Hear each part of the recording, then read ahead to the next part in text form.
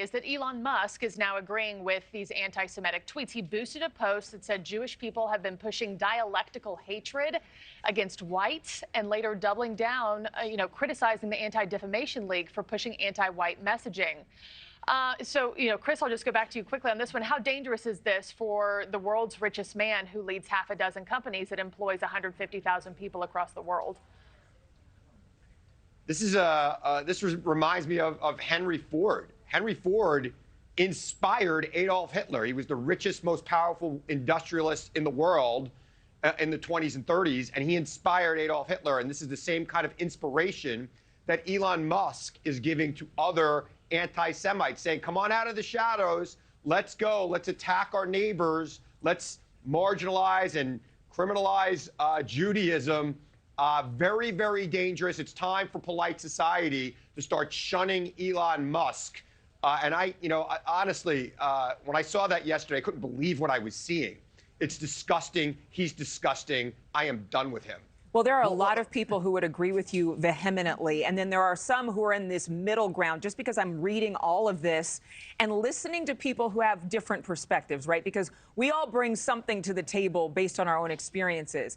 And for a lot of people in this country, including Jewish people, they're saying that they were allies to groups who are not standing with them during this tenuous time. They're saying, you know what, I had more progressive beliefs, but now I'm seeing that the progressive groups that I align myself with, they weren't there for us when October 7th happened. And so Elon Musk is kind of, in a weird, very untimely, and many would say inappropriate way, speaking on behalf of people who think, you know what, maybe we all need to open up our eyes and look at things differently.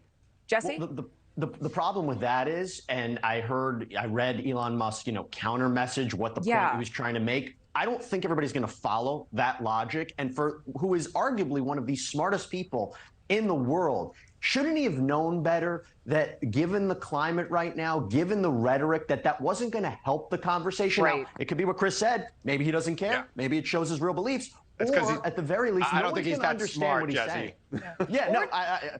I don't know. I can't think... argue that, but it's just that you would think he would know better than this. Yeah, well, he's not new to incendiary tweets, Jennifer. We've all seen him tweet up a firestorm for, his whole career, as long as we've all known who Elon Musk was.